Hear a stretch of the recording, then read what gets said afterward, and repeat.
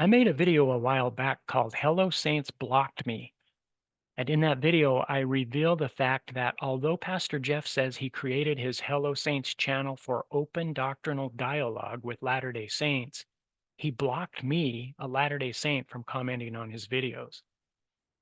Then recently I was watching a video on Hello Saints called Pastor Explains Christian Denominations. And it generated some questions. I wanted to ask Pastor Jeff about the importance of evangelical churches, but I can't because I'm blocked. But then I remembered I have another unblocked account that I could use to ask the questions on his channel. So using my unblocked account, I asked my questions, and Pastor Jeff was gracious enough to have a short conversation with me. The conversation went well for a while, but in the end, instead of answering all of my questions, he just blocked me again. So this video contains the conversation that prompted Pastor Jeff to ban me from speaking on his channel again for the second time. Let me know if you think I deserved it and why you think he would want to block me. Here's the conversation. At the top of his video, he has a comment that he has pinned, and it says this: I hope this brief explanation in the video was helpful.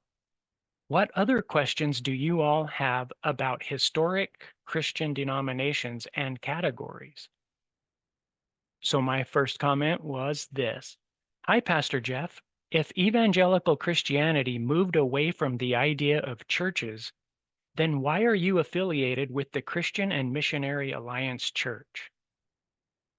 Pastor Jeff said, I don't understand your question. Evangelical Christianity had never moved away from the idea of churches. Then I said, in your video at 544, you said this is where the seeds of evangelical Christianity were planted because it moved away from the idea of churches and introduced this idea of a personal experience with God. Pastor Jeff said, Gotcha. What I was articulating is that churches don't dictate one's spiritual experiences, but that the born-again experience is personal. Organizationally, we have many churches.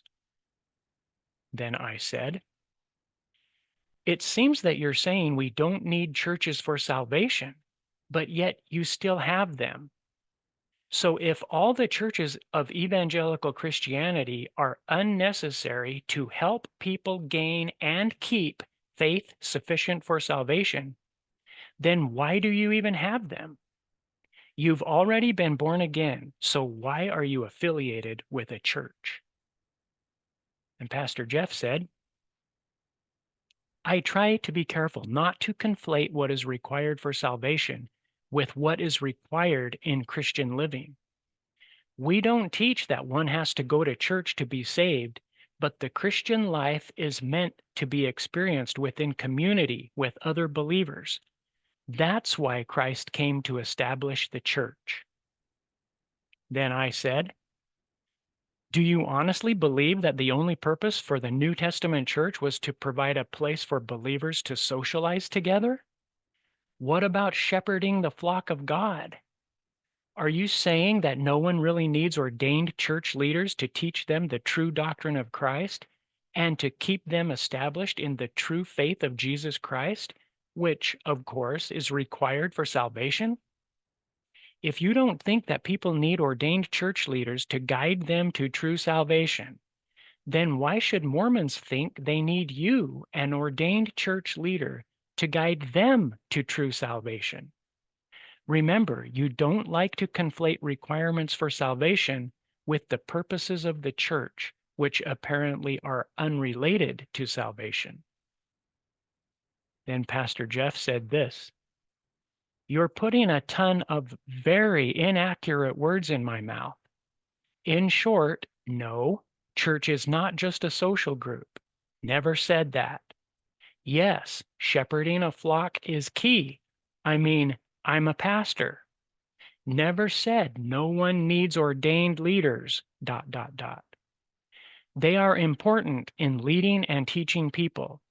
I never said the church is unnecessary. I said the church is not what saves us. Christ is. Thanks for watching, but be careful not to make assumptions and put words in my mouth to bolster your position. I work hard not to do that with Latter-day Saints. God bless.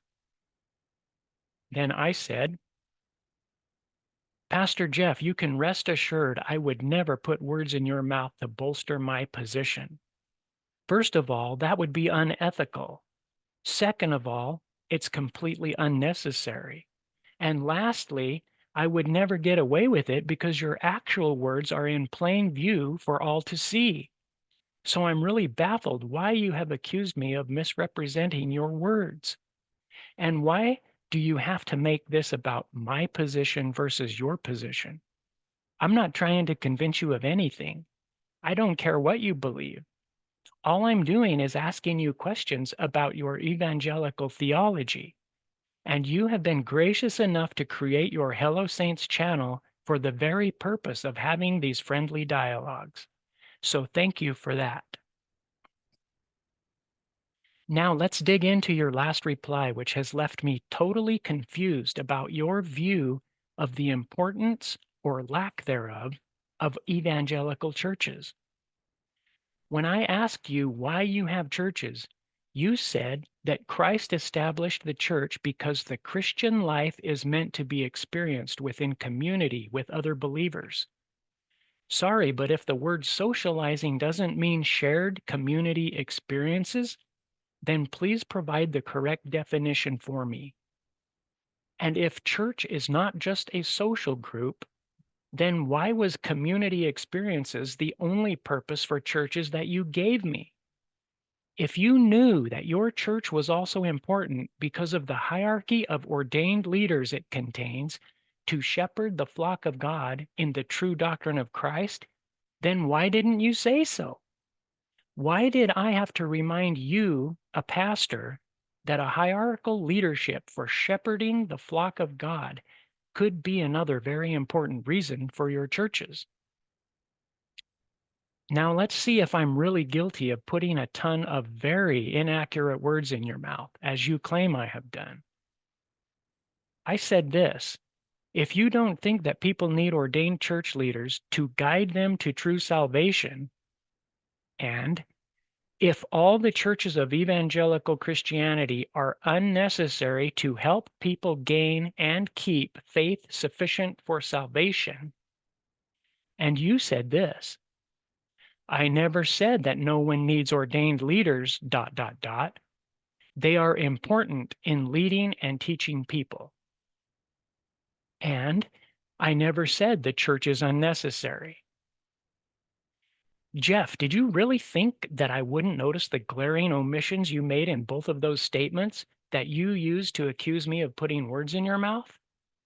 If you carefully compare your two statements with my actual two statements, you'll see that both of your statements are purposely incomplete.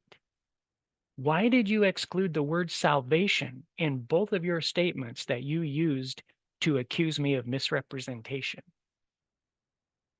So did I really put a ton of very inaccurate words in your mouth? Well, your exact words were, we don't teach that one has to go to church to be saved, and the church is not what saves us.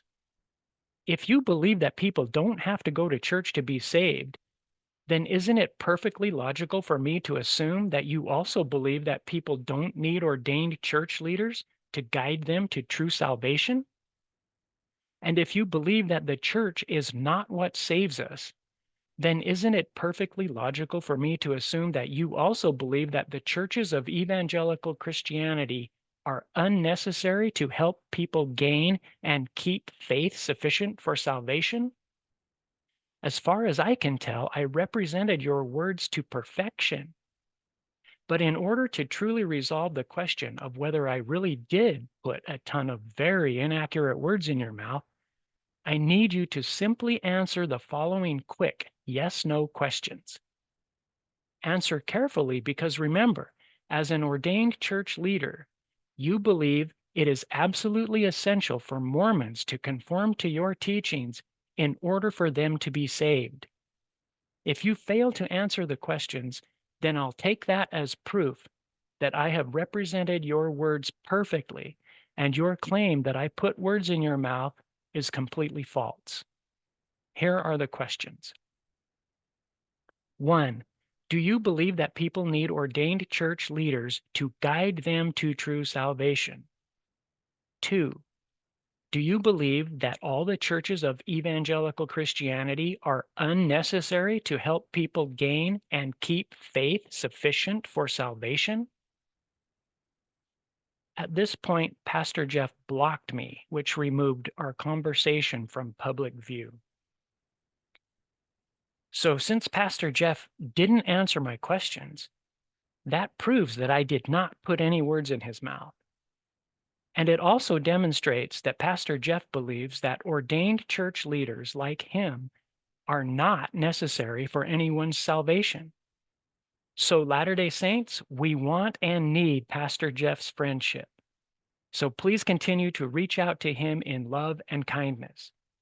But since he teaches that ordained church leaders like him are not necessary for anyone's salvation, just realize that you have his blessing to ignore his teachings. Thanks for watching.